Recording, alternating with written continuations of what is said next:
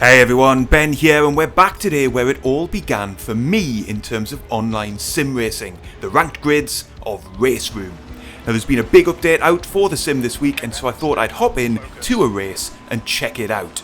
And much of the coverage this week is understandably focused on the new mid-90s DTM content, which does look great. But I'm an online racer at heart, and so I've jumped into a 15-minute sprint race in the Silhouette class at Zandvoort to see what the experience is like on an average weeknight. And you can see we're already underway here and through T1 in this race.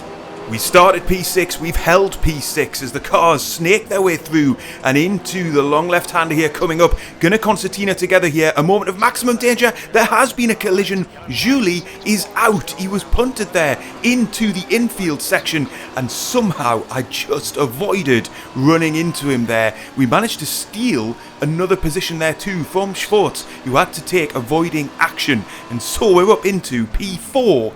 Halfway through this opening lap here at Zandvoort. And anyone who's played RaceRoom in the past, I think the first thing that's going to stand out for you here is the graphics refresh that the game has undergone has really paid some dividends. Is it the best looking title out there? No, it's not. But this is a pretty big step forward as we're just now coming under pressure from Schwartz behind. He wants that place back. He's going to have it down my inside. But that gives us a really good chance to see up close the car up ahead of us there. And I think the kind of refreshed lighting, the skyboxes, really bring out the detail on some of the cars, and I think it looks pretty good when you're running side by side as we are into the final section of this lap. We managed to squeeze down his inside and take P4 back, and that action there reminds me of another fantastic thing about RaceRoom, and it's something which the title has always excelled at: really good collision detection and physics for online racing. You could see there we could really lean on each other through that section of corners, and neither of us ended up spearing off into the barrier or spinning the car uncontrollably. It's always made for some fantastic and intense online racing. As we're into lap 2 now, I thought Schwartz was going to try and move down the inside. Thankfully, he thought better of it. And now we've got a little break in the action. Let's take a look at a replay and some more off-board shots of this new graphics refresh for RaceRoom.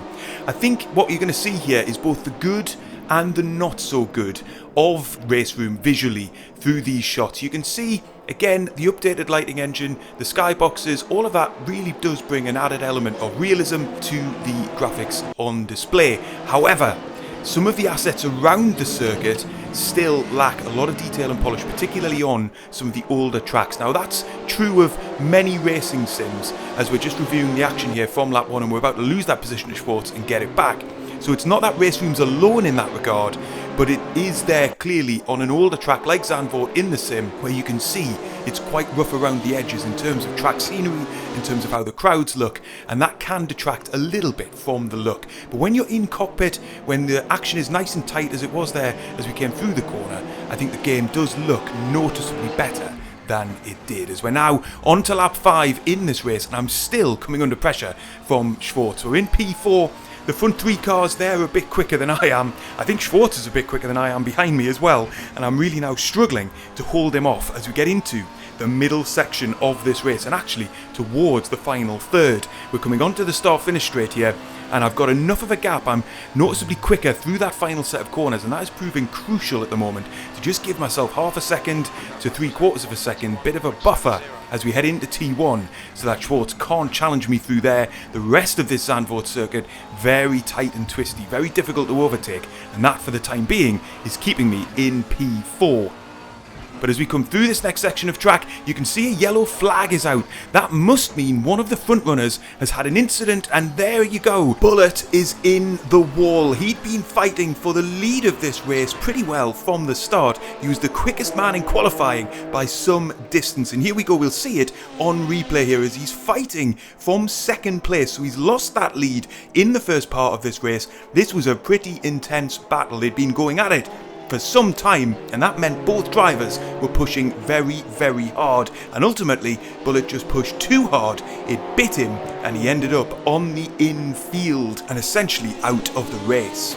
and as we're now back with the live action on lap 8 towards the end of the lap, just about to start the final lap of this race, and I'm still coming under big pressure from Schwartz behind. And in fact, we're going to pop up the TV camera so you can see it from his on board as he is closing and closing and closing down the start finish straight here. And at this point he does take a late dive. He knows this is his last opportunity really. He very nearly gets an overlap. We're just able to carry more speed through the corner and hold on to the position. Schwartz is coming under pressure from a recovering Julie from that first lap incident, remember. He's now trying to press to get back up onto the podium. So as I'm struggling to hold on to my podium here, outside of the new DLC released, am I confident that this latest update represents a return to form for RaceRoom from an online racing perspective? Well, the truth is the things that RaceRoom has always been good at are just as enjoyable today as they were previously.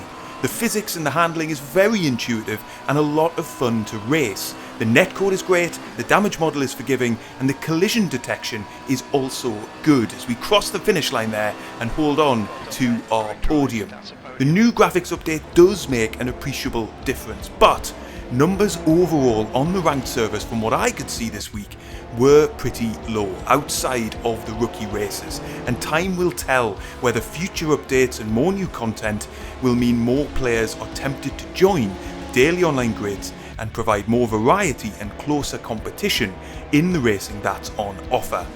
But for now, I really enjoyed this session. The racing was close, the driving felt good, and although not the core thing we look for in a sim necessarily, the updated graphics are a nice step on. Have you tried the latest RaceRoom update this week? If you have, let me know what you think in the comments, and I will see you on the next one.